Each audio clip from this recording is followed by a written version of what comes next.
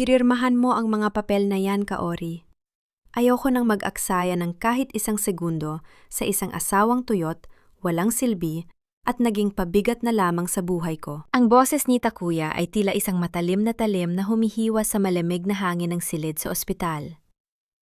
Wala itong bahid ng pag-aalala, walang bakas ng pagmamahal na ipinangako niya sa harap ng altar, 10 taon na ang nakalilipas. Sa tabi niya ay nakatayo si Harumi, isang babaeng bumabaha ang bango ng mamahaling pabango, suot ang isang pulang damit na tila nanunokso sa puting paligid ng silid. Nakahawak ang kamay ni Harumi sa braso ni Takuya, isang pag-aaring harap-harapang ipinangangalandakan sa harap ng asawang legal. Dahan-dahang imulat ni Kaori ang kanyang mga mata na namumugto pa mula sa epekto ng anesthesia. Ang bawat paghinga niya ay may kasamang hapdi sa kanyang dibdib, kung saan sariwa pa ang tahi mula sa operasyon. Sa maliit na mesa sa tabi ng kanyang kama, naroon pa ang isang plastik na lalagyan ng paboritong ulam ni Takuya na niluto niya bago siya nawalan ng malay 2 araw na ang nakalilipas. Pinilit niyang bumangon kahit nanginginig ang kanyang buong katawan, kahit tila umiikot ang kisame ng puting silid na iyon. Ang kanyang mga daliri na dati ay mabilis at matalino sa pagtipa sa keyboard ng kanyang mga computer, na yon ay tila mga tuyong sanga na hindi makaramdam sa lamig ng divorce papers na inihagis sa kanyang harapan. Takuya, kakalabas ko lang sa operating room. Ang boses ni Kaori ay halos isang bulong, paos at hirap na lumabas mula sa tuyo niyang lalamunan. Ngunit ang tanging tugon na natanggap niya ay ang mapang-uyang na tawa ni Harumi. Huwag ka nang magdrama, Kaori. Masyado ng gasgas ang paawa effect mo. Hindi mo ba naririnig si Takuya? Wala ka ng pakinabang. Isang ordinaryong may bahay na hindi man lang marunong mag-ayos ng sarili. Tingnan mo ang mga kamay mo. Puro amoy bawang at sibuyas. Hindi ka nababagay sa isang matagumpay na lalaking gaya niya. May pagmamalaking wika ni Harumi habang pinaglalaruan ang kanyang buhok. Hindi lang iyon ang masakit. Ang pinakamatinding dagok ay nang makita ni Kaori ang isang notification sa kanyang cellphone na nasa ibabaw ng mesa. Isang alerto mula sa bangko. Ang huling ipon na inilaan niya para sa kanyang pagpapagaling, ang pera na akala niya ay ligtas, ay winithdraw ni Takuya hanggang sa huling sentimo. Ginamit ito ng kanyang asawa para ibili ng isang diamond bracelet ang kanyang kabit, habang ang asawa niyang nag-agaw buhay ay hindi man lang mabilhan ng kahit isang basong tubig. Ang taong pinag-alayan niya ng kanyang karera, ang lalaking pinaglingkuran niya ng higit pa sa kanyang sarili, ay ang siya ring kukuha ng huling hininga ng kanyang dangal sa oras ng kanyang pinakamatinding panghihina. Naramdaman ni Kaori ang unti-unting pamamanhid ng kanyang mga binti. Ang tibok ng kanyang puso sa monitor ay tila isang mabilis na tambol na nagbabadya ng isang bagyo. Hindi siya sumigaw, hindi siya nagmura. Sa halip, isang mainit na luha ang dahan-dahang gumulong sa kanyang maputlang pisingi, bumabagsak sa papel na maghihiwalay sa kanila habang buhay. Ang bawat patak ng luha ay tila tinta na sumusulat ng isang panibagong sumpa. Ang katahimikan ni Kaori ay hindi tanda ng pagsuko, kundi ang tunog ng isang pusong, tuluyan ng nadurog at handa ng maging matigas na bato. Tiningnan niya si Takuya ng diretso sa mga matang dati ay puno ng paghanga. Ngunit ngayon ay wala nang makitang anino ng lalaking minahal niya. Ang kanyang lalamunan ay tila may nakabara na matalim na bubog, ngunit pilit ang nilunok ang pait.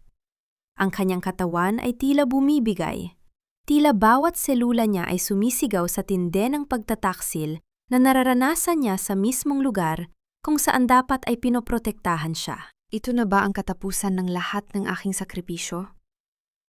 Ang tanong na ito ay hindi lumabas sa kanyang bibig, kundi umalingaw-ngaw sa kaibuturan ng kanyang kaluluwa habang pinapanood ang pagtalikod ng kanyang asawa kasama ang ibang babae. Sa gitna ng dilim na bumabalot sa kanyang paningin, isang katanungan ang naiwan sa hangin. Hanggang kailan kayang tiisin ng isang babae ang bawat latay ng kawalang katarungan bago niya matuklasan na sa ilalim ng kanyang mga luha ay may nakatagong isang reynang may kapangyarihang gumuho ng isang imperyo. Huwag mo nang ituloy ang paghakbang, Kaori. Ang dumi ay hindi nararapat na humalo sa malinis na loob ng bahay ng anak ko. Ang matinis na boses ni Mami Lita ang sumalubong kay Kaori bago pa man niya mahawakan ang doorknob ng kanilang tahanan. Kakalabas pa lamang ni Kaori sa ospital, ang kanyang muka ay kasing puti ng papel at ang bawat hakbang niya sa sementadong daanan ay tila pag-akyat sa isang matarek na bundok dahil sa hapdi ng kanyang tahi. Ngunit ang sakit ng katawan ay walang-wala kumpara sa tanawing sumampal sa kanyang mga mata. Sa tapat ng pintuan, ang kanyang mga gamit, ang mga damit na luma, ang kanyang mga paboritong libro, at maging ang mga gamit sa kusina na siya mismo ang bumili, ay nakasilid sa itim na basurahan. Ang ilan ay nagkalat na sa lupa, tila mga dumi na itinapon at hinayaan na lamang tapakan. Mami, ano pong ibig sabihin nito? Ang boses ni Kaori ay nanginginig. Ang kanyang mga kamay ay pilit na kumakapit sa pader para hindi siya tuluyang matumba. Huwag mo akong tawaging Mami, dahil kailanman ay hindi kita itinuring na anak. Hindi ka nababagay sa pamilya namin. Isang malas na katulad mo na walang ibang ginawa, kundi ubusin ang swerte ni Takuya. Dapat lang na ilagay ka kung saan ka nararapat. Sa basura. Humalahak ang matanda. Isang tunog na puno ng panunuya habang ang kanyang mga daliring puno ng gintong singsing ay nakaturo sa mukha ni Kaori. Lumapit ang matanda at sinadyang tapakan ng isang maliit na frame ng larawan na nakahandusay sa putikan. Iyon ang huling larawan ni Kaori kasama ang kanyang namayapang ina. Narinig ang tunog ng nababasag na salamin sa ilalim ng suot na tsinelas ni Mami Lita.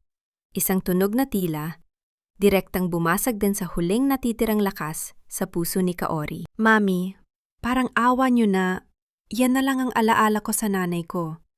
Garalgal na pakiusap ni Kaori habang dahan-dahang lumuluhod sa putikan para pulutin ang basag na larawan.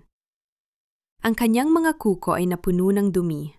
Ang kanyang maruming bestida ay humahalo sa putik ng kalsada. Ngunit wala siyang pakialam. Alaala? Ang kailangan ni Takuya ay asawang may pera at pangalan. Hindi ang isang katulad mong amoy lupa ang pinagmulan. Mabuti na lang at tumating si Harumi. Alam mo ba, kahapon lang ay binigyan niya ako ng 50,000 piso para lang ipang-kasino. Ikaw? Kahit 5 duling, wala kang naibigay sa akin kundi sakit ng ulo. Patuloy ang matanda sa kanyang gaslighting. Pilit na ipinapamukha kay Kaori na ang 10 taon niyang paglilingkod ay walang kwenta dahil hindi ito nasusukat sa pera. Pero ang hindi alam ng matanda na galing din naman sa lihim na pagtatrabaho ni Kaori. Sa gitna ng pangungutya ni Mami Lita, isang itim na sasakyan ang dahan-dahang huminto sa tapat ng kanilang gate. Ang tunog ng gulong sa graba ay lumika ng isang mabigat na atmospera. Isang lalaking nakasuit, seryoso ang mukha, at may hawak na mamahaling briefcase ang bumaba. Ang kanyang bawat kilos ay puno ng awtoridad, malayo sa ingay at kaguluhan sa harap ng bahay. Tumingin ang lalaki sa paligid, mula sa mga basurang nakakalat hanggang sa babaeng nakaluhod sa putikan na may hawak na basag na larawan. Tumingin din siya kay Mami Lita, na biglang nag-ayos ng tayo. Sa pag-aakalang baka ito ay isang mayamang kaibigan ni Takuya. Excuse me, ang malamig na boses ng lalaki ay pumutol sa halahak ng matanda. Hinahanap ko ang may-ari ng lugar na ito. O mas mabuting sabihin, hinahanap ko ang babaeng nagngangalang Miss Kay. Napatigagal si Kaori. Ang kanyang luha ay tumigil sa pagagos habang nakatingala sa estranjero. Ang pangalang Miss Kay ay ang pangalang tanging ang mga pinakamataas na opisyal lamang ng kanyang industriya ang nakakaalam. Miss Kay? Walang ganyang tao rito. Kung naghahanap ka ng katulton, ayan siya, nakaluhod sa putik. Sigaw ni Mami Lita habang itinuturo si Kaori, ngunit ang lalaki ay hindi lumingon sa matanda.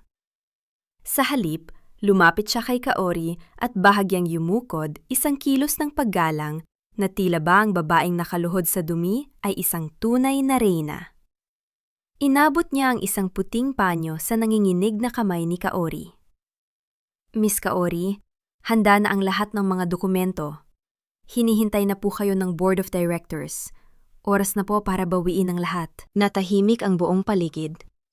Ang hangin ay tila tumigil sa pag-ihip. Nanlaki ang mga mata ni Mami Lita habang ang kanyang bibig ay bahagyang nakabukas sa gulat. Sino ang lalaking ito? At anong mga dokumento ang kanyang tinutukoy? Tiningnan ni Kaori ang lalaki. Pagkatapos ay ang basag na larawan ng kanyang ina at huling sinulyapan ang bahay na itinuring niyang kulungan sa loob ng 10 taon. Isang kakaibang kislap ang dumaan sa kanyang mga mata. Isang kislap na hindi galing sa luha, kundi mula sa apoy ng isang nagbabagang desisyon. Dito ko ibinuhos ang bawat patak ng aking dugo at pawis.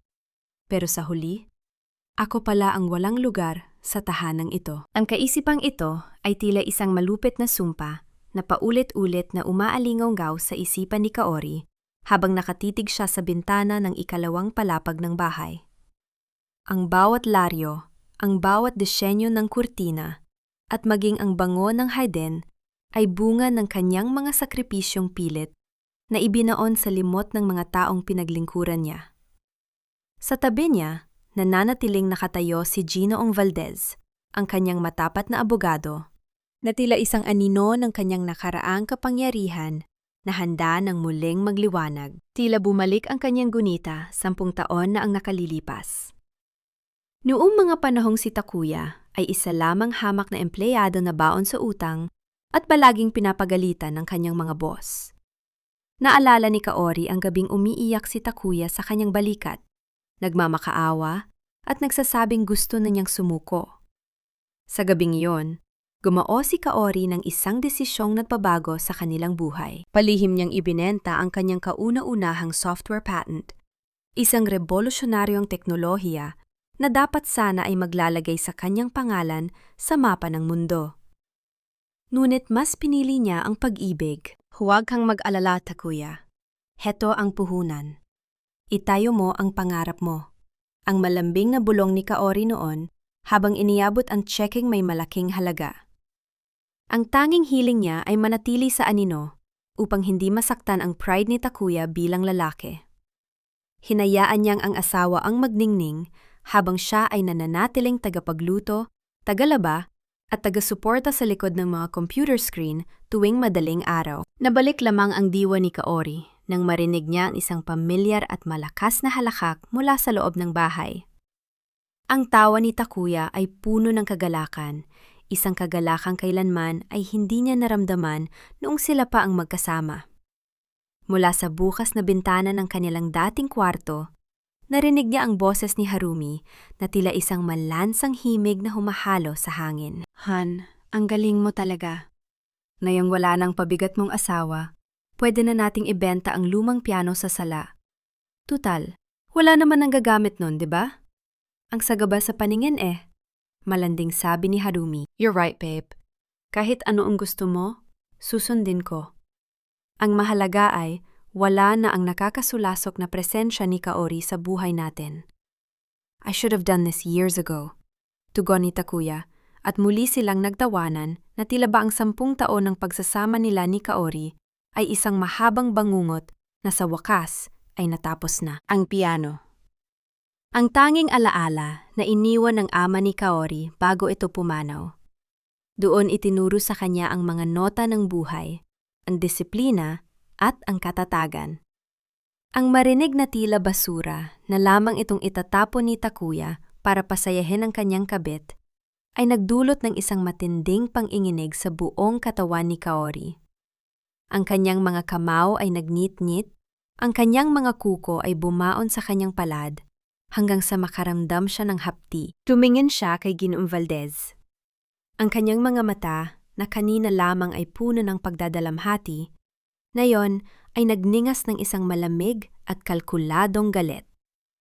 Ang martyr na asawa ay unti-unti nang namamatay, at ang tunay na Miss Kay ay nagsisimula ng gumising mula sa mahabang pagkakahimlay. G. Valdez, ang boses ni Kaori ay kasing lamig ng yelo sa Disyembre. Siguraduhin mong walang kahit isang hiblan ng buhok ang madadamay sa pianong iyon. At ang kumpanyang ipinagmamalaki ni Takuya? Gusto kong makita kung paano siya tatawa kapag nalaman niyang ang bawat hininga ng negosyo niya ay nakadepende sa isang pindot ko lamang. Ngunit bago pa makasagot ang abogado, isang malakas na tunog ng pagkabasag ang narinig mula sa loob ng bahay. Kasunod ng isang matinis na tili ni Harumi. Takuya! Bakit ayaw bumukas ng vault? At ano itong sulat na nakadikit sa pinto? Isang misteryosong ngiti ang gumuhit sa mga labi ni Kaori habang dahan-dahan siyang tumatalikod sa bahay na iyon. Isang lihim ang nakatago sa loob ng vault na iyon, isang lihim na hindi lamang magpapabagsak sa kabuhayan ni Takuya, kundi maglalantad sa isang katotohanang mas madilim pa sa inaasahan ng lahat. Ano nga ba ang nilalaman ng sulat na iyon na nagpatigil sa mundo ni Takuya at Harumi? At hanggang saan ang kayang gawin ni Kaori para bawiin ang dangal na matagal nang ninakaw sa kanya? Magnanakaw ka na rin pala ngayon, Kaori? Akala mo ba hindi ko mapapansin ang dala-dala mong gamit? Ang boses ni Takuya ay tila isang kulog na bumasag sa katahimikan ng maliit at lumang apartment na pansamantalang tinutuluyan ni Kaori. Padaskol niyang itinulak ang pinto, hindi inintindi ang pagkabigla sa mukha ng kanyang asawa. Ang kanyang mga mata ay nanlilisik sa galit. Ang kanyang hininga ay mabigat. Dala ang init ng pot na tila lalong nagpapatuyo sa paligid. Ang dahilan ng kanyang panangalit ay ang kulay abong laptop na nakapatong sa kandungan ni Kaori. Isang sopistikadong makina na nagkakahalaga ng higit pa sa kinikita ni Takuya sa loob ng 3 buwan. Sa gitna ng madilim at masikip na silid, ang tanging liwanag ay nagmumula sa asul na kislap ng screen ng computer. Para kay Kaori, ang silid na ito ay hindi lamang isang matutuluyan. Ito ang kanyang kuta, ang kanyang santuwaryo, kung saan ang bawat linyang binuo niya ay may katumbas na kapangyarihan. Dito, hindi siya ang asawang binaliwala, kundi ang arkitekto ng mga digital na imperyo. Ngunit sa paningin ni Takuya, ang makitid ng balikat ni Kaori at ang kanyang maputlang mukha ay hindi kailanman magiging sapat para pagmamay-ari ang gayong karangyaan. Saan mo ito ninakaw? Sa ospital ba? O baka naman ibinenta mo ang sarili mo para lang makabili nito at ipamuha sa akin na may pera ka? Ang bawat salita ni Takuya ay tila isang malupit na sampal na nag-iiwan ng pulang marka sa danggal ni Kaori. Humakbang siya palapit at marahas na hinablot ang braso ng babae. Pilit na inaagaw ang laptop na tila ba ito ay isang nakamamatay na sandata. Naramdaman ni Kaori ang hapdi sa kanyang braso. Ang higpit ng pagkahahawak ni Takuya na tila gustong durugin ang kanyang mga buto. Ngunit sa pagkakataong ito, hindi siya pumikit. Hindi nga hinaya ang malunod ang kanyang sarili sa takot. Ang bawat hapdi sa kanyang katawan ay tila nagpapatatag sa kanyang kalooban. Ang kanyang puso ay tumitibok ng mabilis. Hindi dahil sa kaba, kundi dahil sa matinding pagkamuhing unti-unti nang lumalamon sa kanyang pasensya. Ibigay mo sa akin yan. Ibebenta ko ito para mabuksan ang vault na pinakialaman mo. Sigaw ni Takuya habang lalong hinihigpitan ang pagkakasakal sa braso ni Kaori. Hindi ito nakaw, Takuya. Ang boses ni Kaori ay malamig, halos walang emosyon, ngunit may talim na tila kayang humiwa ng bakal. Ito ang aking buhay. Ito ang dahilan kung bakit may bubong ka sa itaas ng ulo mo sa loob ng 10 taon. Pero huli na ang lahat para maintindihan mo ang isang bagay na kailanman ay hindi mo inabot ang antas. Isang nakakabinging katahimikan ang namayani nang biglang bumitaw si Takuya. Hindi dahil sa pagkahiya, kundi dahil sa isang kakaibang tunog na nanggaling sa laptop. Isang pulang babala ang lumabas sa screen, kasunod ng isang serye ng mga numero at pangalan na mabilis na gumagalaw. Ang mga mata ni Takuya ay nanglaki nang makita niya ang kanyang sariling pangalan sa listahan, kasunod ng salitang terminated. Anong ginawa mo? Ang panginginig sa boses ni Takuya ay hindi na maikakaila. Ang kanyang mukha ay nawalan ng kulay habang pinapanood ang pagguho ng kanyang kumpanya sa harap ng kanyang mga mata. Sa loob ng isang madilim na silid, na akala niya ay lungga lamang ng isang pelunang asawa. Ngunit bago pa man makasigaw muli si Takuya, isang malakas na katok sa pinto ang nagpatigil sa lahat. Ang tunog ng mga mabibigat na sapatos sa labas ay nagpapahiwatig ng pagdating ng mga taong hindi nila inaasahan. Sino ang mga taong nasa labas ng pinto sa ganitong oras? At ano ang tunay na ugnayan ni Kaori sa malaking kumpanyang bigla na lamang bumagsak sa isang iglap? Ang lihim ng silid na ito ay unti-unti nang nabubunyag, at ang bawat piraso ng katotohanan ay tila isang bumbang nakatagdang sumabog sa mukha ng mga taong nagmalabis. Huwag ninyong hahayaan na madikit ang mga balat ninyo sa babaeng yan. Baka mahawa kayo sa kamalasan at pagiging walang kwenta. Ang matinis na boses ni Mami Lita ay umalingaw-ngaw sa buong kalye. Tila isang kampana na tumatawag sa lahat ng mga marites ng barangay. Sa isang iglap, ang mga bintana ng mga magkakadikit na bahay ay bumukas. Ang mga usisero ay lumabas sa kanilang mga gate, may bitbit na pamaypay, ang ilan ay may hawak pang baso ng kape, habang ang kanilang mga mata ay nakatuon lahat kay Kaori. Nakatayo si Kaori sa tapat ng tambak ng kanyang mga gamit na nababad sa ulan at putik. Ang kanyang katawan ay nanginginig pa mula sa pakikipagtuos kay Takuya sa loob ng apartment kanina. Ngunit ang bawat tingin ng mga kapitbahay ay tila libu-libong karayom na tumutusok sa kanyang balat. Ito ang hiya, ang pinakamasakit na parusa para sa isang Pilipino. Ang mailantad ang iyong kahihiyan sa harap ng lahat. Nakakaawa naman pala itong si Kaori. Akala ko ba matalino siya? Bakit hinayaan niyang palitan siya ng mas bata at mas maganda? Bulong ni Aling Saling sa kanyang katabi, na sapat na ang lakas para marinig ng lahat. Matalino? Baka matalino lang sa panlilinlang! Muling sigaw ni Mami Lita, habang itinataas ang isang lumang pitaka ni Kaori na nakita niya sa basura. Alam niyo ba, kaya pinalayas ng anak ko ang babaeng ito dahil puro luho lang ang alam. Habang si Takuya ay nagpapakamatay sa trabaho, ang asawa niya ay wala nang ginawa kundi tumitig sa computer at magpanggap na may ginagawa. Palamunin. Isang malaking palamunin. Naramdaman ni Kaori ang pag-init ng kanyang mga pisingi. Ang bawat salita ng kanyang biyanan ay tila lason na dahan-dahang pumapatay sa kanyang karakter sa harap ng mRNA taong nakasama niya sa loob ng isang dekada. Gusto niyang sumigaw. Gusto niyang sabihin na ang perang ginagastos ng matanda sa kasino at ang kumpanya ng kanyang asawa ay galing sa bawat linyang isinusulat niya sa computer na tinatawag nilang walang kwenta. Ngunit pinigilan niya ang kanyang sarili. Ang galit niya ay hindi dapat lumabas sa paraang nais ng kanyang mga kaaway. Sa gitna ng pangungutya, lumapit si Aling Bebang, ang pinakamatandang usisera sa kanilang lugar, na kilala sa pag-alam ng lahat ng lihim sa barangay.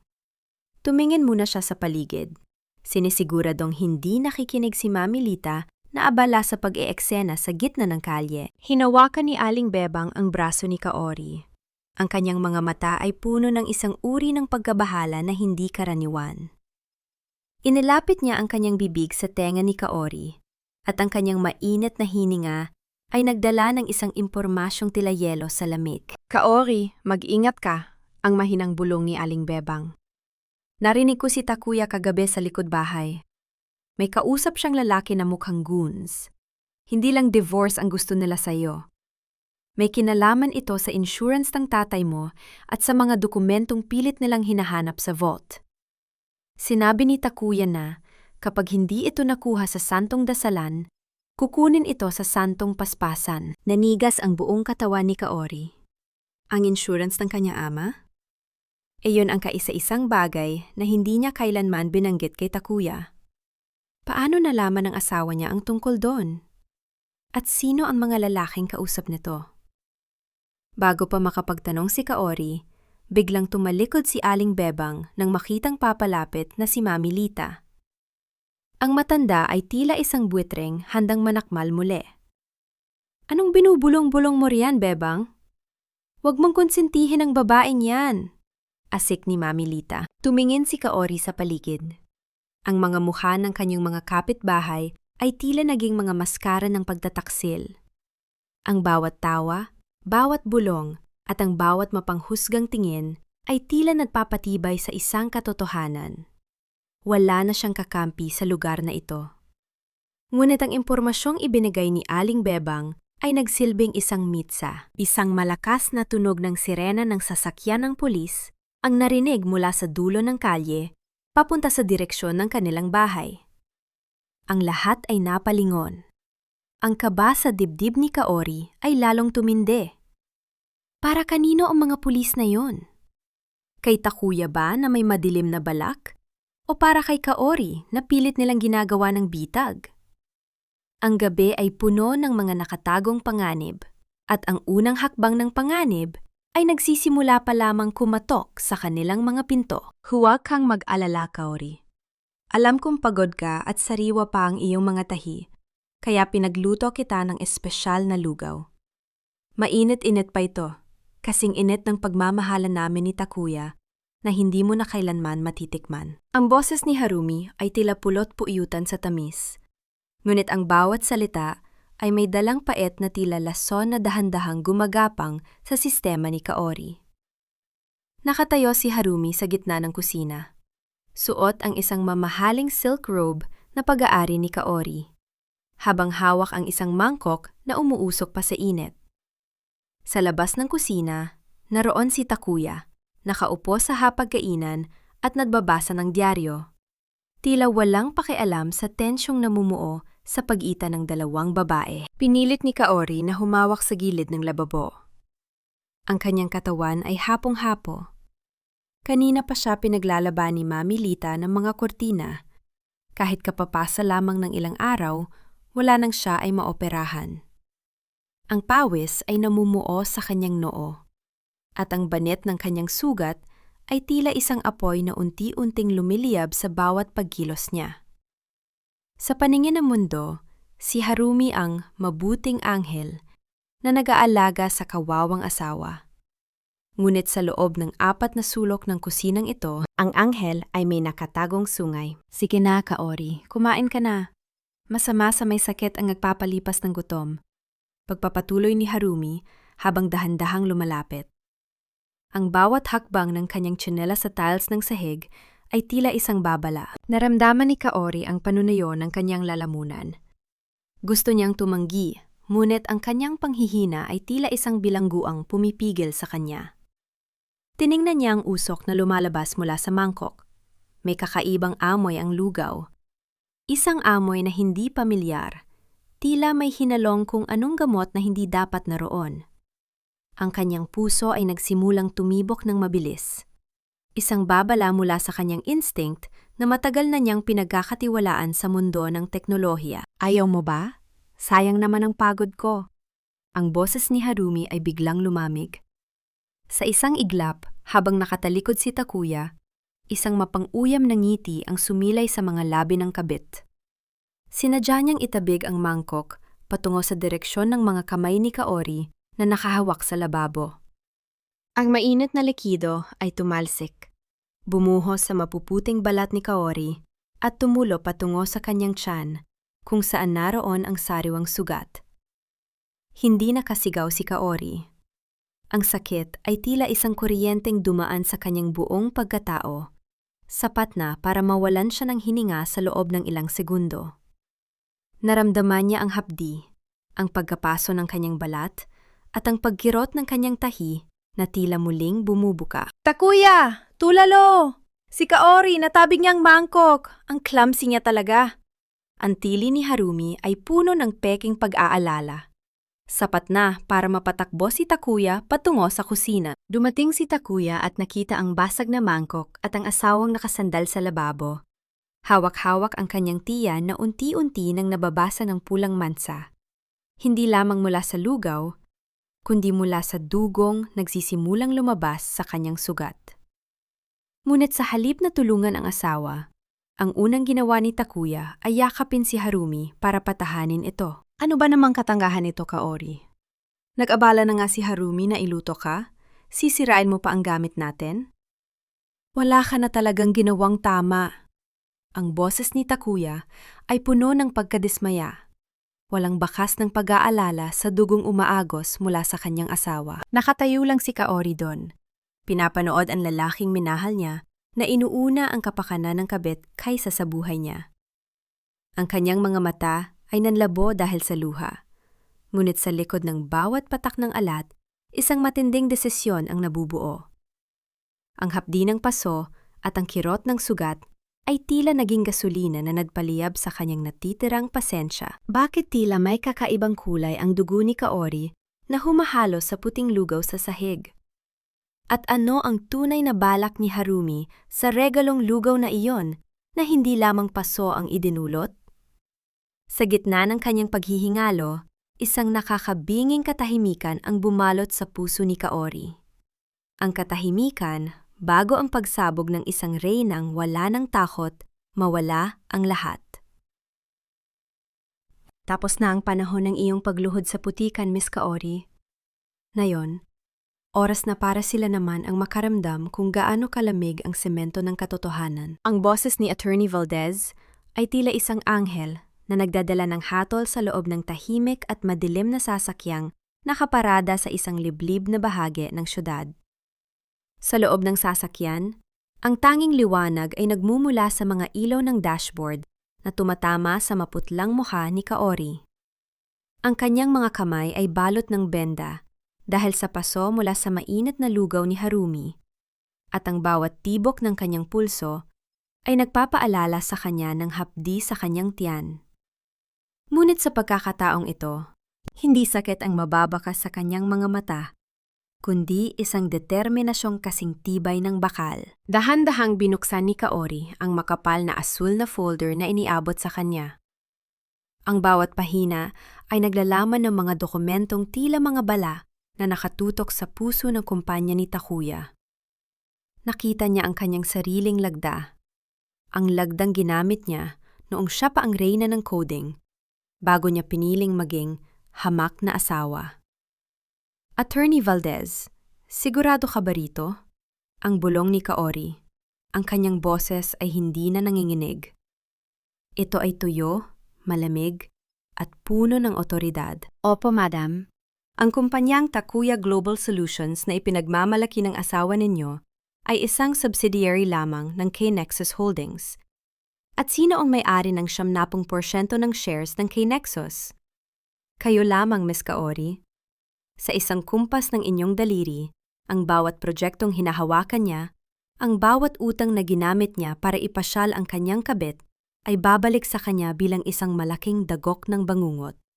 Paliwanag ng abogado habang inaayos ang kanyang salamin. Naramdaman ni Kaori ang isang kakaibang pakiramdam sa kanyang dibdib.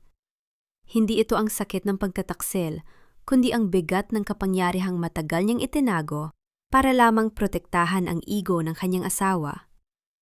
Naalala niya ang bawat gabing nagpuyat siya para ayusin ang mga bug sa system ni Takuya habang ang lalaki ay natutulog o nasa labas kasama ang iba.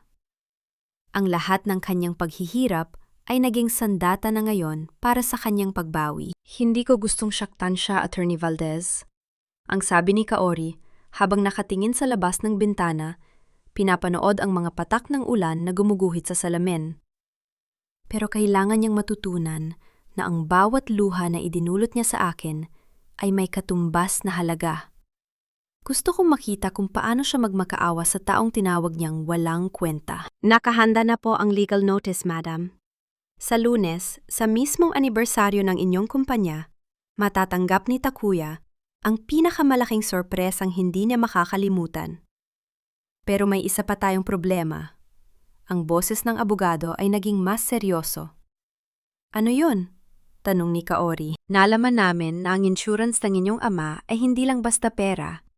May kalakip itong mga shares sa isang international na bangko na matagal lang pinupuntirya ni Takuya. Ang problema, kailangan ng inyong pisikal na pirma sa harap ng kanilang board.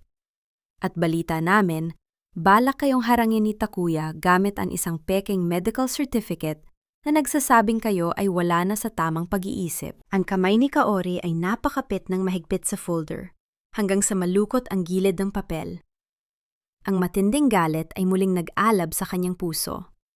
Hindi lang pala ari-arian ang gustong kunin ni Takuya, kundi pati ang kanyang katinuan at ang huling alaala ng kanyang ama. Gusto niya akong palabasing baliw? Isang mahina, ngunit nakakapanghilakbot na tawa ang kumawala sa mga labi ni Kaori. Sige, Attorney Valdez. Hayaan nating isipin niya na nanalo na siya. Hayaan nating magdiwang sila ni Harumi sa huling pagkakataon. Habang umaandar ang sasakyan palayo, iniwan ni Kaori ang huling anino ng kanyang pagiging martyr. Sa dilim ng gabi, ang kanyang isipan ay nagsisimula ng bumuo ng isang algoritmong walang pagkakamali. Isang sistemang magpapabagsak sa lahat ng mga taong yumapak sa kanyang dangal. Ngunit sino ang lihim na kasabwat ni Takuya sa loob ng bangko na nagbibigay sa kanya ng impormasyon tungkol sa insurance ni Kaori? At handa na ba si Kaori sa susunod na hakbang ni Takuya na maaring maglagay sa kanya sa mas matinding panganib? Ang laro ng pagbawi ay nagsisimula pa lamang. At ang unang alas ay nasa kamay na ng reyna. Huwag mong tinitingnan ang presyo, Harumi. Bilhin mo lahat ng gusto mo. Deserve mo ang pinakamahal na regalo dahil ikaw ang nagligtas sa akin mula sa impyerno ng dati kong asawa. Ang boses ni Takuya ay puno ng yabang habang naglalakad sila ni Harumi sa gitna ng isang marangyang mall. Ang bawat hakbang niya sa makintab na sahig ay tila isang deklarasyon ng tagumpay. Suot niya ang isang bagong suit na binili gamit ang perang. Akala niya ay bunga ng kanyang sariling pagsisikap. Sa tabi niya, si Harumi ay nakasabit sa kanyang braso. Ang mukha ay puno ng kolorete at ang mga mata ay nagniningning sa kasakiman habang nakatingin sa mga mamahaling bag sa loob ng mga glass display. Habang nagtatawanan ng dalawa, umalingaw ang mahinang pag-vibrate ng cellphone ni Takuya sa loob ng kanyang bulsa. Isang abiso mula sa kanyang email ang lumitaw. Ang pamagat ay, Urgent. Legal notice regarding K-Nexus Holdings. Saglit na kumunot ang noo ni Takuya, ngunit agad din siyang napangisi at mabilis na binura ang mensahe. Glitch lang siguro sa sistem ng kumpanya. Ang bulong niya sa sarili. Imposibleng may problema. Ako ang boss. Ako ang may hawak ng lahat. Hindi niya alam na ang bawat pagbura niya sa mga babalang yon ay tila pagpunit din sa kanyang sariling kaligtasan. Pumasok sila sa isang tanyag na butik ng mga mamahaling gamit. Ang amoy ng bagong leather at ang malamig na aircon ng tindahan ay lalong nagpataas sa ego ni Takuya. Maingat na pumili si Harumi ng isang limitadong edisyon ng handbag na nagkakahalaga ng mahigit 200,000 piso. Isang halagang sapat na para mapagamot si Kaori ng 10 beses. Ito ang gusto ko, Han. Bagay na bagay ito sa akin kapag naging asawa mo na ako sa papel. Ang malanding wika ni Harumi habang ipinapakita ang bag sa harap ng salamin. Sige miss, pakibalot na yan. Gagamitin ko ang credit card ko. Ang may otoridad na utos ni Takuya sa sales clerk. Inilabas niya ang kanyang kulay gintong card. Ang simbolong akala niya ay magbibigay sa kanya ng habambuhay na respeto. Inilagay ng sales clerk ang card sa machine. Narinig ang mahinang pag-ikot ng papel sa loob nito. Ngunit imbes na lumabas ang resibo, isang mahaba at nakakabinging katahimikan ang namayane. Ang mukha ng sales clerk ay nagbago, mula sa pagiging palangite patungo sa isang awkward na ekspresyon. Sir, pasensya na po. Pero decline po ang card ninyo. Sinasabi rito na account frozen. Ang magalang ngunit tila isang sampal na pahayag ng empleyado. Ano? Imposible! Subukan mo ulit. Baka sira ang machine nyo. Ang boses ni Takuya ay biglang tumaas. Nakuha ang atensyon ng ilang mga mayamang mamimili sa loob ng butik. Ang kanyang mga pisingi ay nagsimulang mamula sa tinde ng hiyang nararamdaman.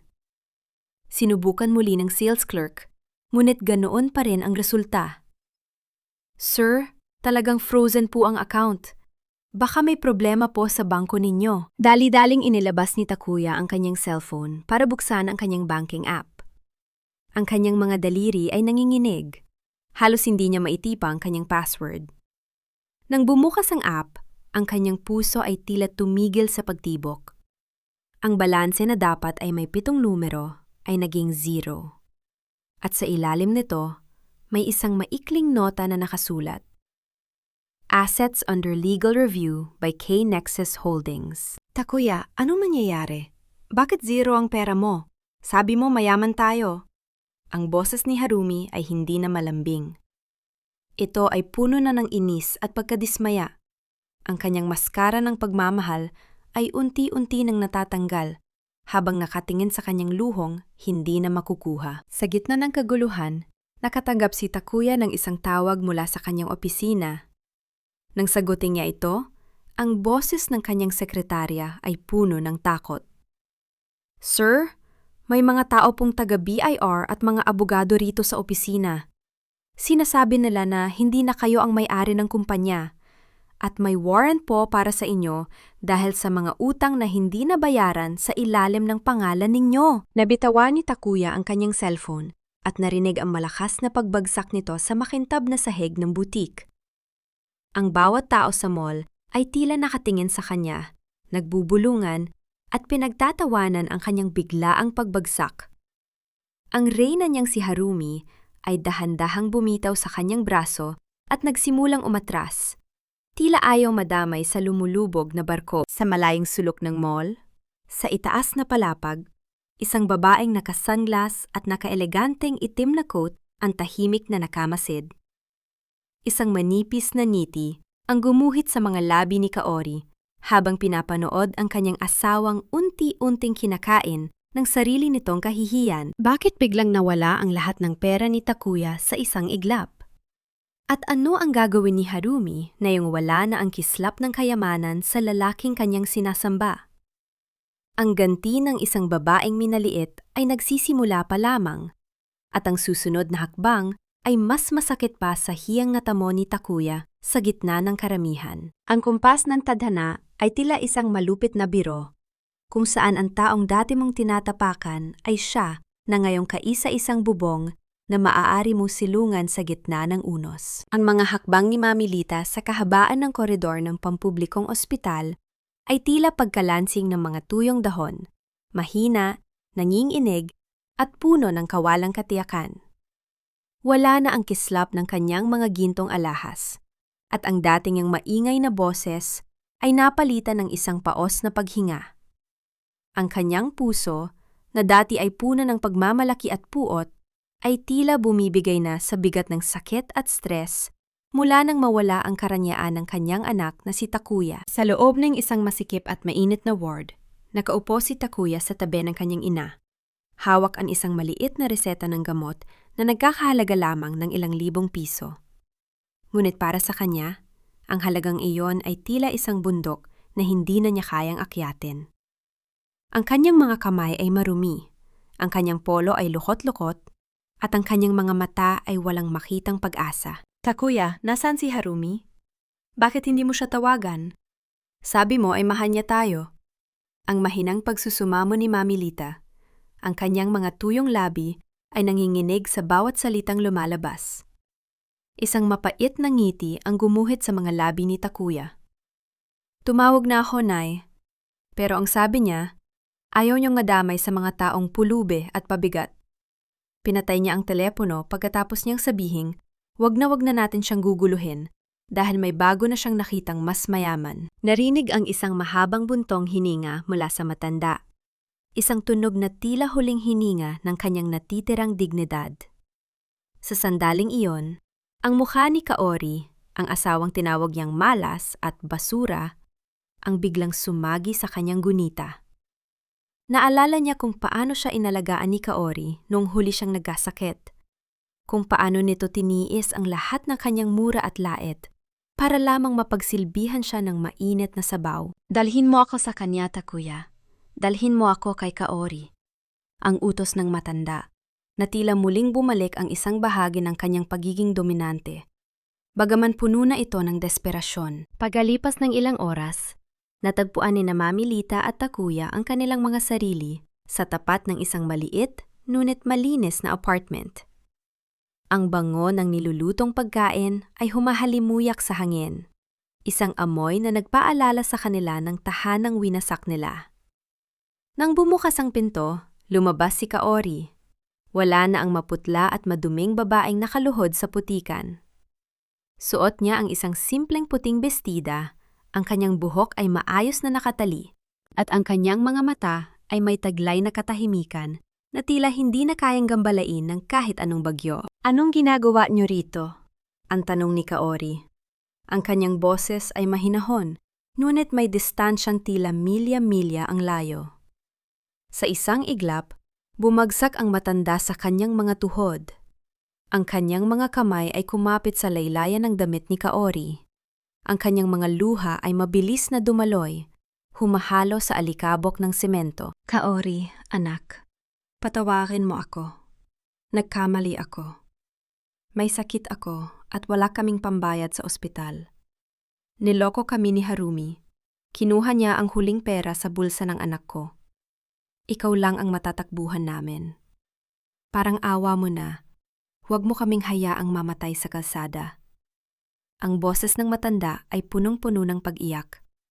Isang tunog na tila direktang humihingi ng awa sa langit. Tumingin si Kaori sa kanyang biyanan, pagkatapos ay sa kanyang asawang si Takuya na nakatayo lamang sa likod, hindi makatingin ng diretso sa kanya dahil sa matinding hiya.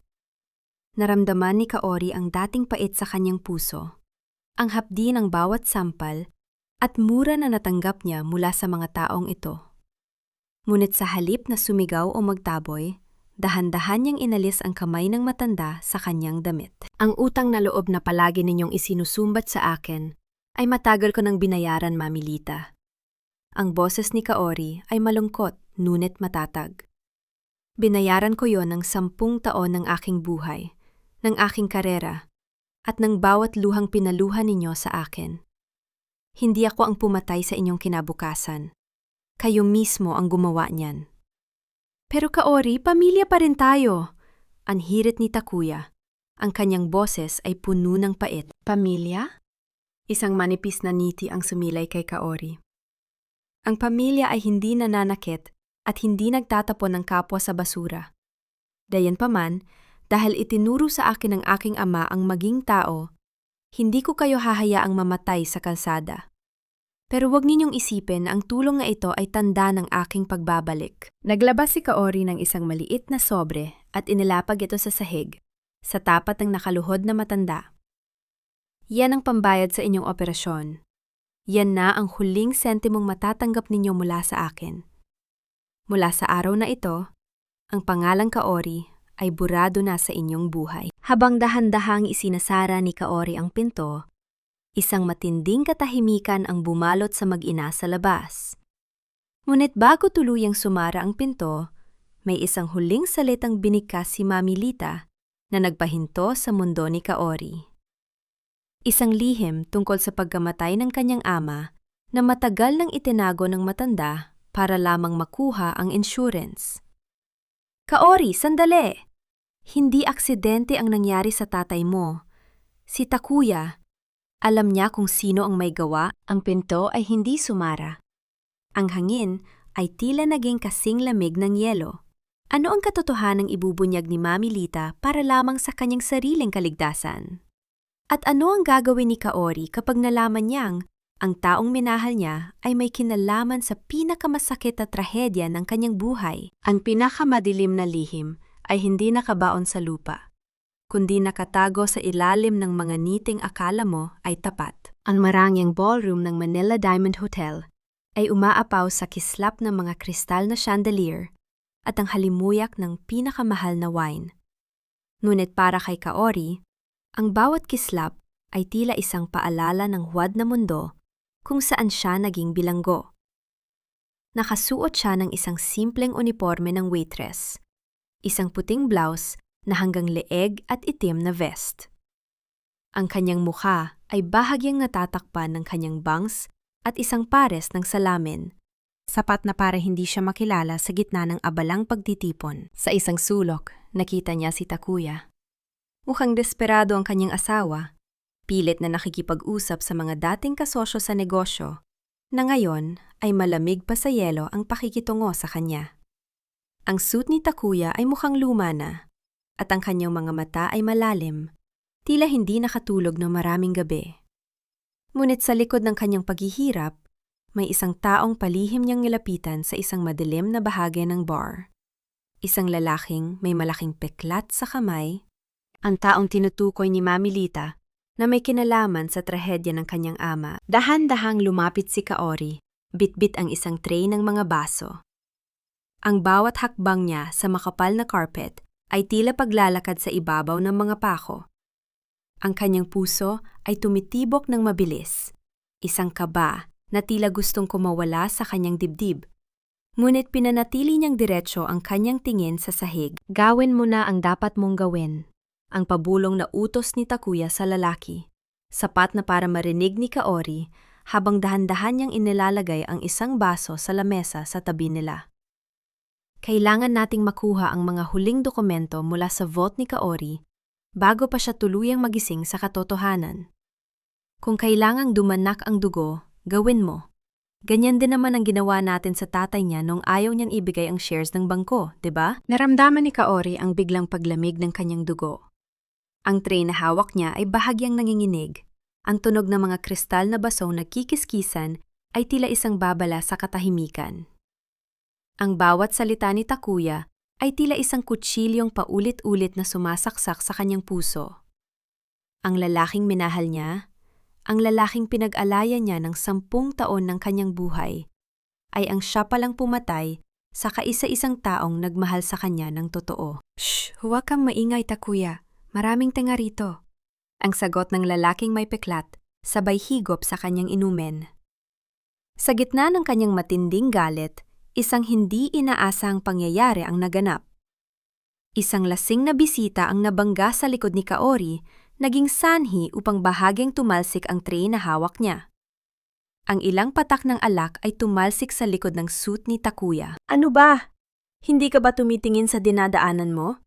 Ang asik ni Takuya, habang marahas na humaharap kay Kaori. Nanigas si Kaori. Ang kanyang mga mata ay nagtagpo sa mga mata ni Takuya. Sa loob ng ilang segundo, ang mundo ay tila tumigil sa pag-ikot. Ang pagkilala ay dahan-dahang gumuhit sa mga mata ni Takuya. Ang galit ay napalitan ng isang matinding gulat, at pagkatapos ay isang takot na tila nakakita ng isang multo mula sa nakaraan. Kaori, ikaw, anong ginagawa mo rito? Ang boses ni Takuya ay naging isang pabulong na tila nabulunan. Hindi sumagot si Kaori. Sa halip, isang malamig at makahulugang ngiti ang sumilay sa kanyang mga labi. Isang ngiting nagsasabing narinig niya ang lahat. Mabilis siyang tumalikod at naglakad palayo. Ang kanyang bawat hakbang ay puno ng bagong layunin. Hindi na lang ito tungkol sa pera o kumpanya. Ito ay tungkol sa katarungan para sa kanyang ama. Habulin niyo siya! Huwag niyo siyang hayaang makalabas ng hotel na ito.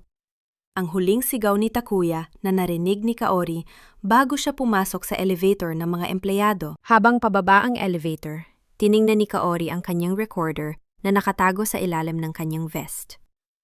Ang bawat salita ng pag-amin ni Takuya ay naroon, malinaw at hindi maitatanggi. Ngunit bago pa bumukas ang pinto ng elevator sa basement, bigla itong tumigil sa pagitan ng mga palapag. Ang ilaw sa loob ay nagsimulang kumislap-kislap hanggang sa tuluyan itong mamatay. Sa dilim, narinig ni Kaori ang isang mabigat na paghinga mula sa itaas ng elevator hatch. Ang panganib ay hindi na lamang nasa likod niya. Ito ay nasa itaas na niya. Sino ang ipinadala ni Takuya para tapusin ang kanyang buhay sa loob ng madilim na elevator na ito? At sapat ba ang kanyang talino sa teknolohiya para makatakas sa isang bitag na walang labasan? Ang bawat hibla ng bakal na pumipigil sa aking pagtakas ay tila ang mga taon ng pananahimik na ngayon ay unti-unti nang pinuputol ng talim ng katotohanan. Sa loob ng madilim at tila libingang elevator, ang tanging naririnig ni Kaori ay ang sarili niyang mabilis na paghinga at ang nakakangilong tunog ng metal na kinakalos sa itaas ng hatch. Alam niyang hindi ito aksidente.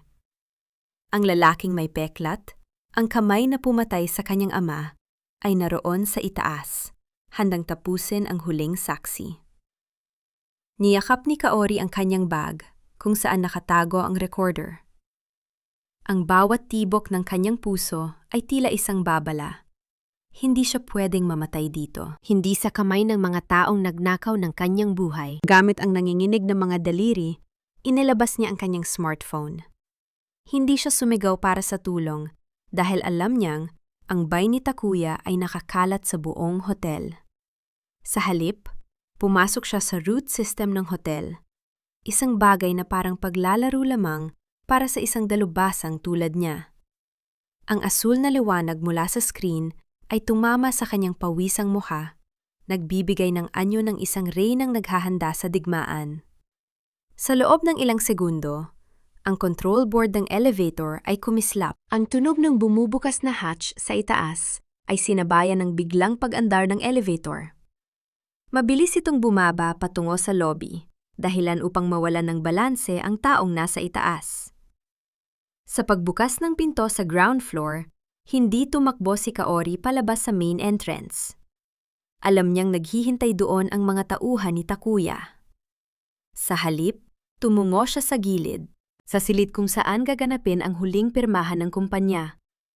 Ang pagpupulong na inaasahan ni Takuya na magliligtas sa kanya mula sa pagkakabaon sa utang. Sa loob ng marangyang boardroom, nakaupo si Takuya. Panakanakang tinitingnan ang kanyang relo. Ang kanyang mukha ay balisa. Ang pawis ay gumugulong mula sa kanyang sentido. Sa harap niya ay ang kinatawan ng K-Nexus Holdings, isang lalaking nakasuit na tahimik lamang na nagbabasa ng kontrata. Nasaan na ang inyong CEO?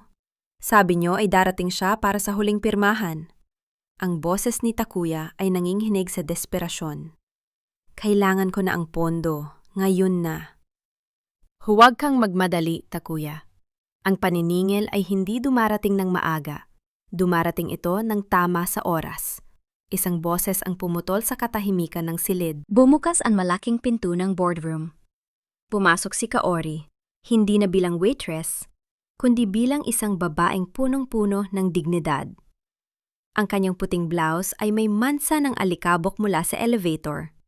Ngunit ang kanyang tindig ay mas matayog pa sa anumang gusali sa Makati. Sa likod niya ay sina Attorney Valdez at 2 opisyal ng National Bureau of Investigation. Kaori? Anong kabaliwan ito? Lumabas ka rito! Guard! Sigaw ni Takuya habang tumatayo at itinuturo ang pinto. Ang mga guard na tinatawag mo ay kasalukuyan ng kinakausap ng mga awtoridad sa labas, Takuya. Ang malamig na pahayag ni Attorney Valdez. At ang investor na inaasahan mong maglalagak ng pera sa iyong kumpanya? Harapin mo ang tunay na may-ari ng K-Nexus Holdings. Dahan-dahang lumapit si Kaori sa hapagkainan. Inilapag niya ang kanyang cellphone sa gitna ng lamesa at pinindot ang play button. Ang boses ni Takuya mula sa bar kanina ay umalingaw-ngaw sa buong silid. Ang pag-amin sa pagpatay sa ama ni Kaori, ang plano sa pagkuha ng insurance, at ang balak na pagliligpit sa sariling asawa. Ang mukha ni Takuya ay naging kasing puti ng pader. Ang kanyang mga kamay ay napakapit sa mesa. Tila ba ang buong mundo ay biglang gumuho sa kanyang paanan? Ang kinatawan ng K-Nexus na kanina ay kausap niya ay tumayo at yumukod kay Kaori. Miss Kaori, ang lahat ng shares ni Takuya ay formal nang na-freeze. At narito ang warrant of arrest para sa falsification of public documents at ang muling pagbubukas ng kaso ng inyong ama. Ang sabi ng isang opisyal ng NBI habang inilalabas ang mga posas. Nabitawan ni Takuya ang kanyang panulat. Ang tunog nito sa sahig ay tila ang huling hininga ng kanyang kalayaan. Tumingin siya kay Kaori, ang kanyang mga mata ay puno ng pagsusumamo, ngunit wala ng puwang ang awa sa puso ng babaeng 10 taon niyang minaliit. Kaori, please, pag-usapan natin ito. Mahal kita, nagawa ko lang iyon dahil sa hirap. Ang pagmamakaawa ni Takuya, ang kanyang boses ay tila isang basag na plaka. Ngunit bago pa siya makalapit, isang malakas na tunog ng sirena ang muling narinig mula sa labas. Ngunit sa pagkakataong ito, hindi lang ito para kay Takuya. Isang tauhan ni Kaori ang pumasok at may ibinulong sa kanya. Ang mga mata ni Kaori ay nanlaki. Ano? Si Harumi? Ang bulong ni Kaori. Isang balita ang dumating na magbabago sa takbo ng gabi. Habang inaaresto si Takuya, nalaman nilang si Harumi ay tumakas dala ang lahat ng natitirang alahas at ebidensya, ngunit hindi siya nakalayo. Isang malagim na balita ang naghihintay sa kanila sa kalsada. Anong nangyari kay Harumi sa kanyang pagtakas? At sapat na ba ang pagkakakulong ni Takuya para mabigyan ng kapayapaan ang kaluluwa ng ama ni Kaori? Ang gabi ng paniningil ay hindi pa tapos, at may isang huling lihim na kailangang mabunyag sa gitna ng ulan. Patawad, Kaori. Nakikiusap ako. Huwag mo akong hayaang mabulok sa kulungan. Alam kong may puso ka pa. Alam kong mahal mo pa rin ako. Ang boses ni Takuya ay tila isang basag na hiling na nagmumula sa kailaliman ng putikan. Nakaluhod siya sa tapat ng gate ng isang marangyang gusali. Ang kanyang mga tuhod ay baon sa maduming tubig ulan na humalo sa lupa. Wala na ang mamahaling suit. Wala na ang bango ng tagumpay. Ang kanyang buhok ay basa at nakadikit sa kanyang noo. At ang kanyang mga mata ay puno ng luhang hindi mo malaman kung dahil sa pagsisisi o dahil sa takot sa rehas na naghihintay sa kanya. Sa kabilang panig ng salamin ng kanyang sasakyan, nakatingin si Kaori. Ang bawat patak ng ulan na gumuguhit sa bintana ng kotse ay tila mga luhang hindi na niya kailanman ititira para sa lalaking ito. Dahan-dahang bumukas ang pinto ng sasakyan. Isang itim na payong ang bumukas. Tila isang proteksyon laban sa dumi ng mundong pilit siyang hinihila pabalik. Bumaba si Kaori, suot ang kanyang mga sapatos na kailanman ay hindi madidikitan ng putik na kinalulubugan ni Takuya. Tumayo ka riyan, Takuya.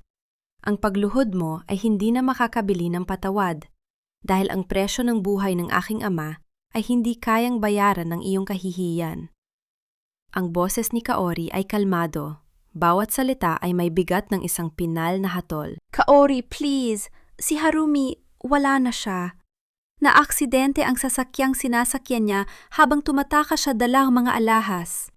Nag-iisa na lang ako. Wala na akong pera, wala na akong bahay, wala na akong dignidad. Ang pagsusumamo ni Takuya habang pilit na inaabot ang laylayan ng coat ni Kaori. Ngunit mabilis na humakbang paatras ang babae. Naramdaman ni Kaori ang isang kurot sa kanyang puso. Hindi dahil sa pagmamahal, kundi dahil sa matinding pagkamuhing naramdaman niya para sa sarili niya. Noong mga panahong pinaglingkuran niya ang taong ito. Naalala niya ang 10 taon na siya ang nakaluhod, metaphorically, para lamang suportahan ang lalaking ito. Ngayon, ang tadhana ay nagbaliktad na ng pahina. Ang basahang asawa ay isa ng reynang nakatayo sa itaas, at ang hari ay isang pulubing nagsusumamo sa kalsada. Alam mo ba kung anong pinakamasakit, Takuya? Ang tanong ni Kaori, habang dahan-dahang itinaas ang kanyang payong para mas makita ang mukha ng asawa. Hindi ang katotohanang pinagtaksilan mo ako, kundi ang katotohanang inisip mong napakabobo ko para hindi malaman ng lahat. Ginamit mo ang aking pagmamahal para patayin ang aking ama. Ginamit mo ang aking katalinuhan para payamanin ang iyong sarili. At ngayon, gagamitin mo ang iyong luha para makatakas sa batas? Isang malakas na kulog ang gumising sa katahimikan ng gabi. Ang liwanag ng kidlat ay tumama sa mukha ni Kaori, nagpapakita ng isang anyo ng katarungang walang kinikilingan. Ang aksidenteng nangyari kay Harumi ay ang simula lamang ng iyong karma, Takuya. Nalaman ng mga pulis na ang preno ng sasakyang ginamit niya ay sadyang pinakialaman. At hulaan mo kung kanino nakapangalan ang huling taong gumamit ng sasakyan niyon? Ang malamig na revelasyon ni Kaori ay tila isang hatol ng kamatayan. Nanlaki ang mga mata ni Takuya. Anong ibig mong sabihin? Gusto mo kaming patayan pareho ni Harumi para makuha mo ang lahat ng insurance, di ba? Pero ang hindi mo alam, ang teknolohiyang ginamit mo para i-trace kami ay ang sharing teknolohiyang nagtala ng bawat kilos mo. Pagpapatuloy ni Kaori. Habang dahan-dahang tumatalikod si Kaori para bumalik sa kanyang sasakyan, Narinig niya ang mabilis na pagtakbo ng mga sapatos sa semento. Ang mga pulis ay paligid na. Ang bawat hakbang nila ay tila pagtatapos ng isang kabanata ng kadiliman. Ngunit bago pa mailagay ang mga posas kay Takuya, isang huling mensahe ang dumating sa cellphone ni Kaori. Ang mensahe ay galing sa ospital kung nasaan ang katawan ni Harumi. Sinasabi rito na bago mawala ng hininga ang babae, may iniwan siyang isang huling pahayag. Isang ebidensya na hindi lamang kay Takuya ang ituturo, kundi sa isang taong hindi kailanman inakala ni Kaori na magiging bahagi ng kanyang paghihirap. Sino ang taong tinutukoy ni Harumi sa kanyang huling hininga? At paano nito babaguhin ang huling hakbang ng paghihiganti ni Kaori? Ang ulan ay patuloy sa pagbuhos. Tila nililinis ang dumi ng nakaraan. Ngunit ang lihim na natuklasan ay tila isang bagong bagyong paparating. Ang hustisya ay hindi lamang nakukuha sa pagkakakulong na may sala, kundi sa paglalantad ng katotohanang matagal ng ipinagkait sa gitna ng mga kasinungalingan. Ang tunog ng malakas na pagpalo ng gavel sa kahoy na lamesa ay tila isang haton na umalingaw-ngaw sa bawat sulok ng tahimik na silid ng hukuman. Sa loob ng courtroom, ang hangin ay mabigat at malamig, amoy ng lumang papel at semento. Nakaupo si Kaori sa unahan. Ang kanyang likod ay tuwid na tuwid. Ang kanyang mga kamay ay magkadaop sa kanyang kandungan. Sa kabila ng kanyang panlabas na katatagan, naramdaman niya ang isang matinding panginginig sa kanyang kalooban habang nakatingin sa lalaking nasa witness stand, si Attorney Santos. Ang matalik na kaibigan ng kanyang ama at ang taong pinagkatiwalaan ng kanilang pamilya sa loob ng maraming taon. Si Attorney Santos ang huling piraso ng puzzle na itinuro ni Harumi bago ito pumanaw. Siya ang otak sa likod ng mga legal na dokumentong nagpahintulot kay Takuya na nakawin ang insurance at ang kumpanya. Ang pagtataksil ng isang taong itinuring niyang pangalawang ama ay mas masakit pa sa 10 taon ng panloloko ni Takuya. Attorney Santos, ayon sa huling pahayag ni Harumi, kayo ang nag-ayos ng peking death certificate ng ama ni Miss Kaori bago pa man ito tuluyang ideklarang patay sa ospital. Totoo ba ito? Ang boses ng pampublikong taga-usig ay kasing talim ng isang espada. Nanatiling tahimik ang matanda. Ang kanyang mga kamay ay nanginginig habang hawak ang isang panyo. Tumingin siya kay Kaori at sa mga mata ng babae, nakita niya ang imahe ng kanyang kaibigang si Gino Ongkay, ang ama ni Kaori na kanyang pinagkanulo para sa pera. Ang hiya ay dahan-dahang gumapang sa kanyang muka, tila isang lason na hindi niya matakasan sa harap ng maraming tao. Opo, totoo po ang lahat. Ang pabulong na pag-amin ni Attorney Santos. Narinig ang isang sabay-sabay na pagsinghap mula sa mga tao sa loob ng korte. Tinulungan ko si Takuya dahil nangako siya ng malaking komisyon. Pinatay namin ang investigasyon para lumabas na aksidente lamang ang nangyari sa kalsada. Sa tabi ng kanyang abogado, napayuko si Takuya. Ang kanyang muka ay wala ng kulay. Ang kanyang mga balikat ay bagsak na bagsak. Wala na siyang maisisigaw. Wala na siyang maipangangatwiran.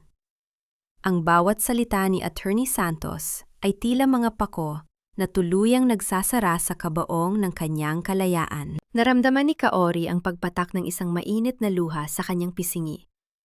Hindi ito luha ng pait, kundi luha ng pagpapalaya. Sa wakas, ang kaluluwa ng kanyang ama ay makakapagpahinga na ng matiwasay. Tiningnan niya ang larawan ng kanyang ama na nakatago sa kanyang bulsa. Papa, nakuha na natin ang hustisya. Ang bulong niya sa kanyang isipan. Hahatulan ang mga nasasakdal na sina Takuya at Attorney Santos ng habambuhay na pagkabilanggo dahil sa pagsasabuatan sa pagpatay, falsification of documents, at matinding pandaraya. Ang pinal na desisyon ng hukom na sinundan ng isa pang malakas na tunog ng gavel sa lamesa habang kinakaladkad palabas si Takuya ng mga pulis. Pilit pa rin itong lumingon kay Kaori. Kaori! Patawarin mo ako! Gagawin ko ang lahat! Huwag mo lang akong iwan dito! Ang kanyang desperadong sigaw ay tila isang ligaw na hangin na walang patutumuhan. Hindi lumingon si Kaori. Tumayo siya at dahan-dahang lumakad palabas ng korte. Ang liwanag ng araw sa labas ay tila isang pagbate mula sa langit. Ngunit sa kanyang paglabas, isang pamilyar na muka ang naghihintay sa kanya sa ilalim ng isang puno ng nara. Isang tao mula sa kanyang nakaraan na hindi niya inasahang makikita muli pagkatapos ng lahat ng nangyari. Sino ang lalaking ito na may dalang isang pumpun ng puting bulaklak at isang lihim na ngiti? At paano nito babaguhin ang bagong buhay na sisimulan ni Kaori? Ang laban sa korte ay tapos na, ngunit ang laban para sa kanyang puso ay tila magsisimula pa lamang. Ang tunay na kalayaan ay hindi matatagpuan sa pagtalikod sa kaaway, kundi sa pag-alis ng bawat tinik ng put na nakabaon sa sariling kaluluwa. Ang malamig na rehas ng kulungan ay tila mga anino ng nakaraan na pilit na humaharang sa pagitan ni Kaori at ng lalaking dati niyang itinuring na mundo. Sa loob ng bisitahan ng piitan, ang amoy ng luma at saradong hangin ay humahalo sa ingay ng mga kadenang kinakaladkad sa semento. Nakaupo si Kaori sa kabila ng makapal na salamin. Ang kanyang anyo ay kasing ningning ng umaga, isang malaking kontras sa lalaking nasa harap niya. Si Takuya ay halos hindi na makilala. Ang kanyang buhok ay gulo-gulo, ang kanyang balat ay maputla, at tila naging manipis dahil sa kawalan ng maayos na pagkain at sikat ng araw. Ang kanyang mga mata ay wala ng kislap ng kayabangan, kundi puno na lamang ng isang uri ng pagkabaliw at pagsisisi. Nang makita niya si Kaori, mabilis niyang itinapat ang kanyang nanginginig na mga palad sa salamin.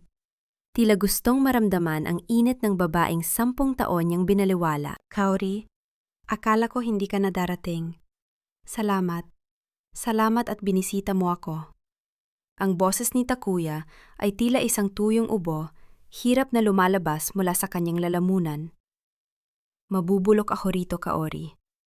Nakikiusap ako. Baka pwedeng bawasan ang mga kaso. Para kay Mami Lita man lang. Tumingin si Kaori kay Takuya. Ngunit sa halip na galit, ang ramdaman niya ay isang matinding awa.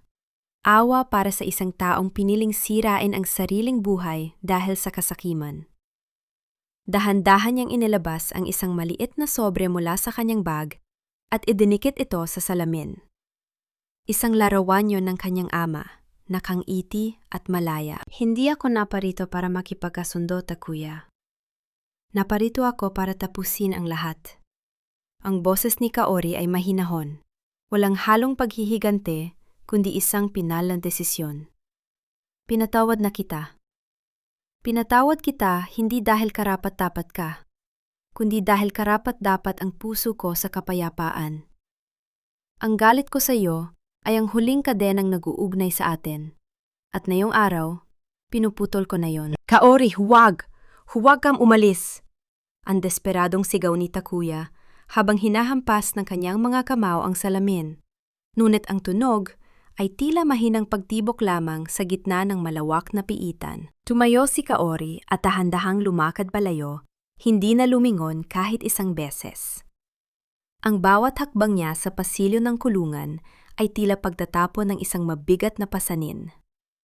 Sa labas ng piitan, habang papunta siya sa kanyang sasakyan, dumaan siya sa isang pamilyar na kanto sa tapat ng palengke. Doon, sa gitna ng init ng araw at usok ng mga sasakyan, nakita niya ang isang matandang babaeng nakaupo sa isang maliit na bangkito.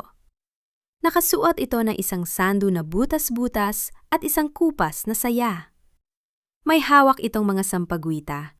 Ang kanyang mga kamay na dati ay puno ng gintong rings ay nanginghinig na ngayon habang nag-aalok sa mga dumadaan. Iyon ay si Mami Lita. Wala na ang kanyang mga alahas. Wala na ang kanyang marangyang buhay. Ang kanyang mukha ay puno ng kulubot ng gutom at pagod. Huminto ang sasakyan ni Kaori sa tapat ng matanda. Dahan-dahang ibinaba ni Kaori ang bintana. Ang mga mata ni Mami Lita ay nagtagpo sa mga mata ni Kaori. Sa loob ng ilang segundo, ang matanda ay nanigas. Ang kanyang mga sampagwita ay halos mahulog sa semento. Ang takot at hiya ay gumuhit sa kanyang mukha. Inasahan niya ang pangungutya. Inasahan niya ang pagtatawa ni Kaori sa kanyang kalagayan. Ngunit walang sinabi si Kaori.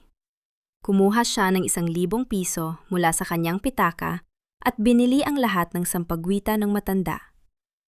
Nang tanggapin ni Mami Lita ang pera, dahan-dahang hinawakan ni Kaori ang kamay ng matanda. Ang kamay na dati ay sumasampal sa kanya. Walang salita, tanging isang sulyap ng habag. Pagkatapos ay muling itinaas ni Kaori ang bintana at pinaandar ang sasakyan. Naiwang nakatayo si Mami Lita sa kalsada, nakatulala sa sasakyang papalayo. Ang kanyang mga luha ay pumatak sa sementong mainit, tila isang huling pagsisisi na huli na para sa lahat. Nakarating si Kaori sa dalampasigan kung saan naghihintay ang lalaking may dalang mga puting bulaklak, si Hiroshi, ang kanyang kababata, at ang kaisa-isang taong nakakilala sa kanya bago pa man siya naging Miss K. Habang pinapanood nila ang paglubog ng araw, naramdaman ni Kaori ang isang bagong simula. Handa ka na ba, Kaori? Tanong ni Hiroshi. Ang boses ay puno ng pangunawa. Tumingin si Kaori sa malawak na dagat. Ang mga alon ay tila bumubulong ng mga bagong pangarap. Ngunit bago siya makasagot, isang tawag ang dumating sa kanyang cellphone. Isang balita mula sa kanyang abogado tungkol sa isang natuklasang lihim na bank account ng kanyang ama na nakapangalan hindi kay Kaori, kundi sa isang taong hindi pa nababanggit sa buong kwento. Sino ang taong ito na nagmamay-ari ng huling yaman ng ama ni Kaori? At ano ang kaugnayan nito sa muling pagdating ni Hiroshi sa kanyang buhay? Ang paglilinis ng kaluluwa ay tapos na, ngunit ang huling kabanata ng tadhana ay may isa pang sorpresang inihanda. Ang bawat haplos ng malamig na simoy ng dagat sa aking pisngi ay tila isang mahinahong paalala na pagkatapos ng pinakamalakas na bagyo, laging may dapit hapon na naghihintay na magbigay ng kapayapaan. Nakatayo si Kaori sa maputing buhangin ng dalampasigan sa Batangas. Ang kanyang mga paa ay dahan-dahang hinahalikan ng mga maliliit na alon na nagdadala ng amoy ng asin at kalayaan. Ang langit ay nagpipinta ng mga kulay ube at ginto, isang huling pagpupugay ng araw bago ito tuluyang magpahinga. Wala na ang mabigat na sapatos ng isang CEO. Wala na ang uniforme ng isang waitress. Suot niya ang isang maluwag na linen na damit na sumasayaw sa ihip ng hangin. Sa kanyang tabi, nananatiling tahimik si Hiroshi. Ang kanyang presensya ay tila isang matatag na pader na hindi nagbabago sa paglipas ng panahon. Inabot ni Hiroshi ang isang shell na nakita niya sa buhangin at marahang inilagay ito sa palad ni Kaori. You've been through so much, Kaori. Pero tingnan mo ang dagat. Kahit gaano kalakas ang hampas ng alon kanina, nananatili pa ring maganda ang pampang. Just like you. Ang boses ni Hiroshi ay puno ng paghanga at katapatan. Isang matamis na ngiti ang sumilay sa mga labi ni Kaori. Isang ngiting hindi napilit, kundi nanggagaling sa kaibuturan ng kanyang pusong naghihilom na. Ngunit ang katahimikan ng kanilang sandali ay muling nabasag nang mag-vibrate ang kanyang cellphone sa kanyang bulsa. Ito ay si Attorney Valdez. Madam, tungkol po sa lihim na account na binanggit ko kanina, ang boses ng abogado sa kabilang linya ay tila may halong gulat at kaba. Hindi po ito nakapangalan sa inyo o kay Takuya. Nakapangalan ito sa isang Elena Rivera. At ayon sa record ng bangko, ang account na ito ay isang trust fund na nilagyan ng inyong ama ng pondo bawat buwan bago siya pumanaw. Nabitawan ni Kaori ang shell na hawak niya. Ang pangalang Elena ay tila isang kidlat na tumama sa kanyang alaala. Elena. Ang kanyang nakababatang kapatid na akala niya ay nawala na sa isang sunog noong sila ay bata pa lamang. Ang trahedyang naging dahilan kung bakit naging labis ang proteksyon ng kanyang ama sa kanya. Elena? Buhay si Elena? Ang pabulong na tanong ni Kaori. Ang kanyang boses ay nanginginig sa pag-asa at takot. Opo, madam. At ang mas nakakagulat, ang address na nakatala para sa padadalhan ng pondo ay isang foundation na tinutulungan ninyo ngayon. Ang taong namamahala sa foundation na iyon, Siya ang inyong kapatid. Pagpapatuloy ni Attorney Valdez. Naramdaman ni Kaori ang panghihina ng kanyang mga tuhod. Ngunit bago pa siya mabuwal, sinalo siya ni Hiroshi. Ang mga luha ni Kaori ay muling dumaloy.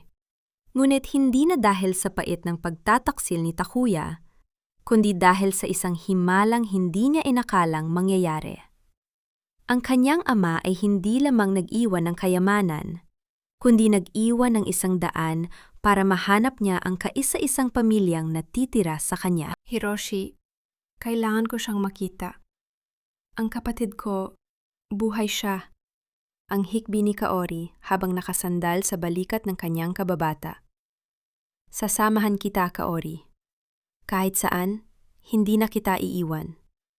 Ang pangako ni Hiroshi habang hinahaplos ang buhok ng babaeng matagal na niyang iniibig sa katahimikan. Sa di kalayuan, narinig ang tunog ng isang malaking bapor na naglalayag sa malawak na dagat, isang simbolo ng paglalakbay patungo sa isang bagong bukas.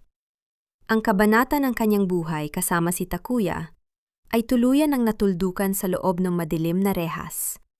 Ngunit ang kwento ni Kaori bilang isang kapatid at bilang isang babaeng muling natutong magmahal ay nagsisimula pa lamang. Dahan-dahang naglakad ang dalawa pabalik sa sasakyan, habang ang huling sirag ng araw ay naglalaho sa abot tanaw.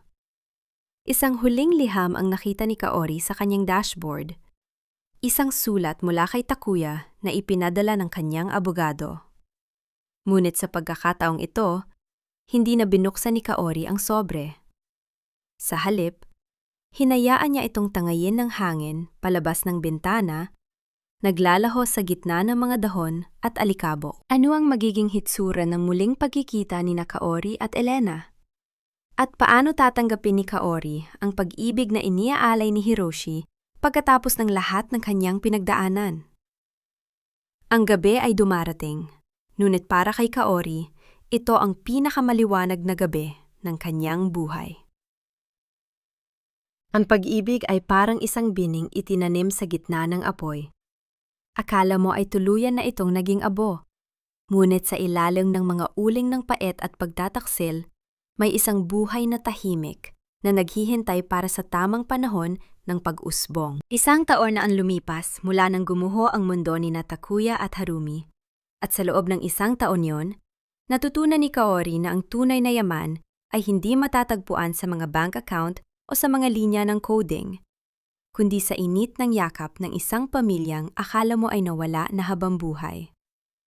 Nakatayo siya sa harap ng isang puting gusali na may karatula sa itaas. The K. Elena Foundation for Women and Children. Ang hangin ay sariwa, may dalang amoy ng mga bagong sibol na rosas sa harden. Bumukas ang pinto ng foundation at lumabas ang isang babaeng may maamong mukha, suot ang isang simpleng uniforme. Nang mantama ang kanilang mga mata, tumigil ang mundo para kay Kaori. Nakita niya sa mga mata ni Elena ang parehong kislap ng mga mata ng kanilang ama.